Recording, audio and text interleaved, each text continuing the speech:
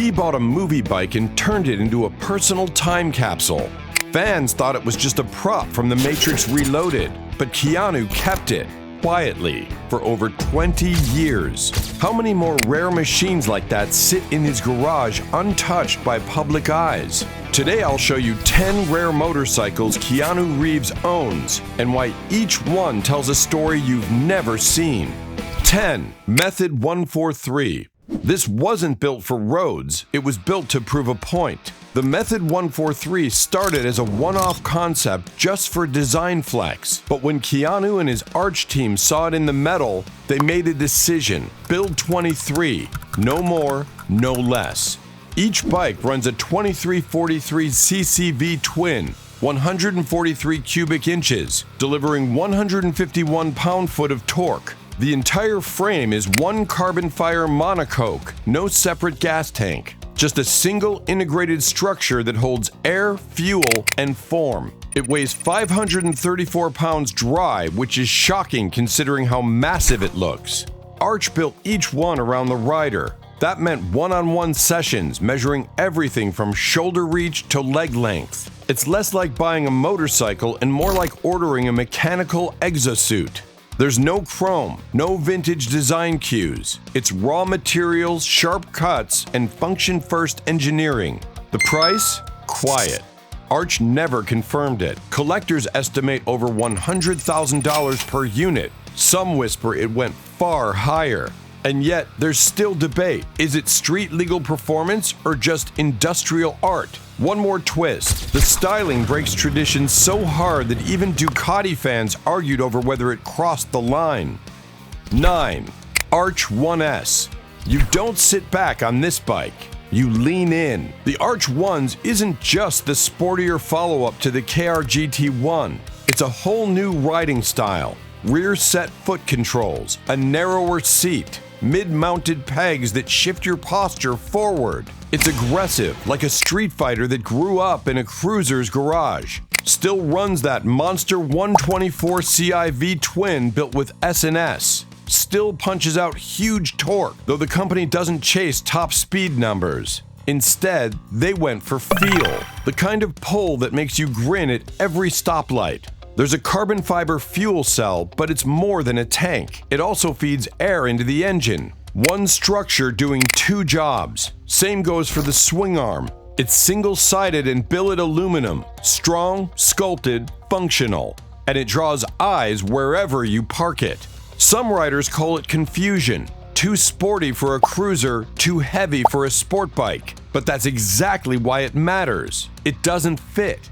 It challenges the box it came in. Arch didn't chase the category, they built character.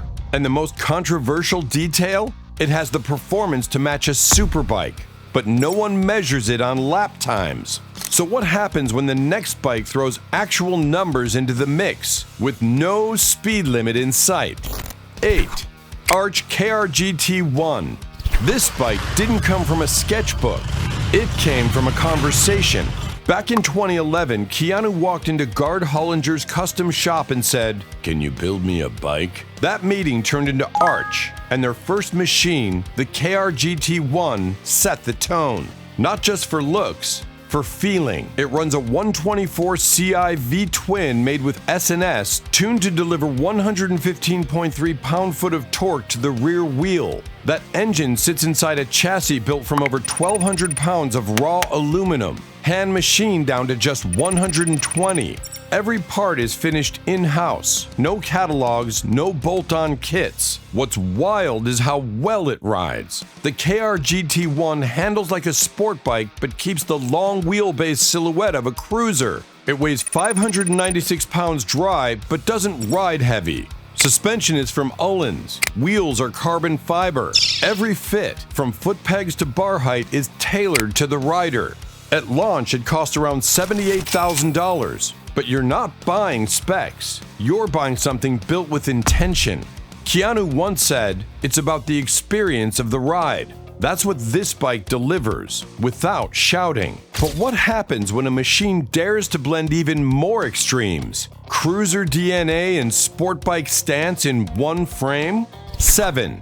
ZX10R. This one doesn't ask for your attention, it takes it. Keanu's garage holds a Kawasaki Ninja ZX10R, a bike that looks like it belongs more on a track than on Sunset Boulevard, and maybe that's the point. It's one of the few machines in his collection made purely for speed. The ZX10R has a 998cc inline-4 engine that makes around 196 horsepower at 11,500 RPM. That's without ram air. With it, the number jumps past 200. And yet, it's not just the power, it's how it's managed. Electronic aids like traction control, quick shifter, and launch mode come built in. It's smart, fast, and unforgiving if you're sloppy. Kawasaki built this model to race, and it shows. Jonathan Ray won 6 World Superbike titles on this platform between 2015 and 2020. Keanu's choice to own one? Maybe it's a nod to the part of him that still wants the pure edge. But riding something this sharp on public roads can be frustrating, so he often hits closed tracks, places where limits disappear and focus takes over. He once said riding helps clear the noise. And speaking of raw, stripped-back noise, what if the next machine wasn't refined at all, but born for an era of grease, weight, and trouble that marked the end of Harley's old world? 6. Shovelhead 1984. This was the last year Harley made it. That alone makes it special. Keanu owns a 1984 Shovelhead, the final production run before Harley switched to the Evolution engine. That transition marked a huge shift in American motorcycle history. The Shovelhead ran from 1966 to 1984, named for its rocker box covers shaped like upside-down coal shovels. By the early 80s, the Shovelhead engine was known for 2 things: torque and trouble. It had strong bones, but you had to work for every mile. Oil leaks, vibration, and electrical gremlins weren't rare, but that's part of the reason people still love them. They've got an attitude. Keanu's Shovelhead comes from that final year, 1984. It uses the 1340cc 82 cubes version of the engine and sits right at the edge of the old world. After this, Harley launched the Evolution, which was cleaner, smoother, and more reliable, but less raw. For a guy like Keanu who respects machines with flaws and bite, it makes perfect sense. He's not chasing perfection, he's holding on to a chapter that ended too fast. But what sparked his love for American V-twins in the first place? Turns out, one custom job ended up changing his entire career path. 5.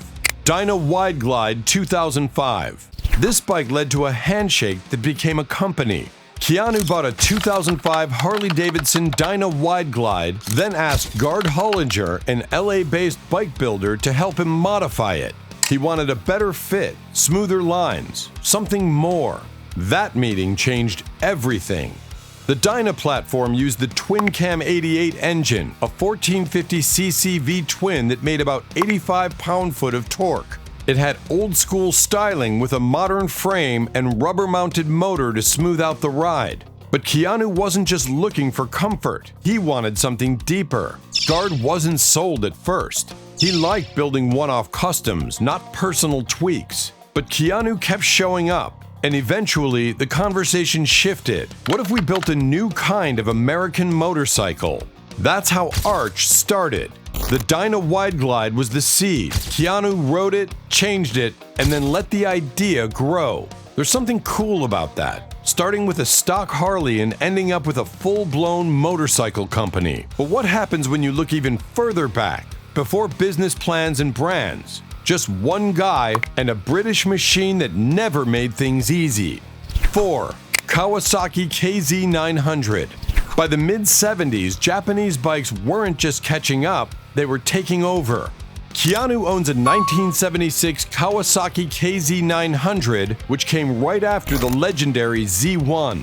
The Z1 had already shaken the motorcycle world with its 903cc inline-4, but the KZ900 refined the chaos. Same engine size, better brakes, improved frame, and it kept the Z1's wild heart. This bike made around 82 horsepower that could hit up to 120 miles per hour. In 1976, that was serious business. It cost $2,475 brand new. And the crazy part? It ran that fast while staying smooth enough to cruise cross-country. That balance, power, and comfort made it a fan favorite. Kawasaki had been gunning for Honda's CB750. With the KZ900, they didn't just compete, they raised the bar. You could go full throttle on the track, then throw a duffel on the back and tour for days. That versatility was unheard of at the time. Keanu holding onto one shows how much he values roots. This bike represents a moment when Japan reshaped the industry without copying anyone. But just when reliability started to win, Keanu turned around and fell for a machine known more for mood swings than manners, and it came from England in the 70s. 3. BMW R75/6. This bike rides like a slow heartbeat. Calm, steady, never rushed. Keanu's got a 1974 BMW R75/6. It uses a 745cc boxer twin that makes about 50 horsepower. That might not sound exciting, but the way it moves is different. Smooth, balanced, grounded. The power comes in gently, and it just keeps going. BMW built the R75/6 at a weird time. Car sales were climbing in Europe, and many thought motorcycles were fading.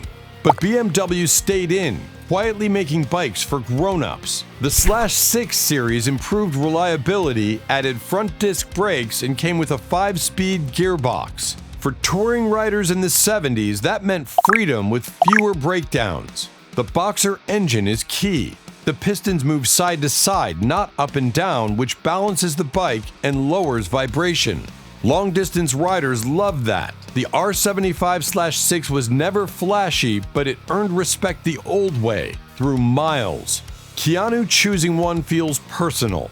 He doesn't always go for loud. Sometimes he leans toward quiet strength. But now think about this. Why would a calm guy who rides a BMW also hold onto a machine that leaked oil, shook like hell, and needed constant tuning just to get through the week? 2. Norton Commando 850 MK2A. Some bikes don't ask you to ride them, they make you earn it. The 1973 Norton Commando is one of those. Keanu owns a Commando 850 MK2A built during a strange time in British motorcycling. Norton had great design but struggled to keep up with Japanese reliability.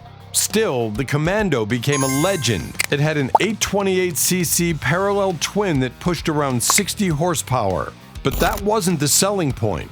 The real magic was in the ride. Norton developed a system called the isolastic frame, basically rubber-mounted engine supports to stop vibration from rattling the rider's bones. It worked, kind of. When tuned right, it was smooth. When off, it shook like a jackhammer. Keanu once said he respects machines with soul. This one has it. The Commando won Machine of the Year in the UK 5 years in a row, 1968 to 1972. That's no fluke. The bike had balance, charm, and character, even when it misbehaved. He doesn't ride it every day. It's the kind of bike you prepare for. You listen to its mood. You adjust to its rhythm. That takes love, not just skill. But what kind of love keeps a motorcycle from a film set locked in your garage for decades, even after the credits roll? 1. Ducati 998 Matrix Reloaded Edition. Only a few hundred people ever got to own one. Keanu got his straight from the source. This bike, the Ducati 998 in Matrix Green, was created for a movie, but it didn't end there. It showed up in 2003's The Matrix Reloaded during that unforgettable freeway scene with Trinity and Morpheus. Ducati built a very limited run for fans, with production numbers estimated between 93 and 150. Nobody knows the exact count, and Ducati never clarified. Under the bodywork, it's still a 998 Testa Stretta L twin, around 123 horsepower, dry clutch, race-ready geometry. But it's the paint that changes everything. That deep metallic green didn't exist before the film, and once it did, collectors pounced. Keanu didn't just borrow the bike, he kept one. Probably because it wasn't just a prop, it was part of a story that defined a chapter of his life. Some movie memorabilia gets stored, this one stayed alive. Even now, it sits in his garage, less like a trophy, more like a time capsule. There's no question why he kept it, but there's still debate among collectors. Was it a production bike or a movie bike first? Either way, it's one of the rarest Ducatis on Earth. Every motorcycle has a story, but Keanu's collection? That's a secret history on wheels. You've seen a few. Now click the next video, because the wildest twist is still coming.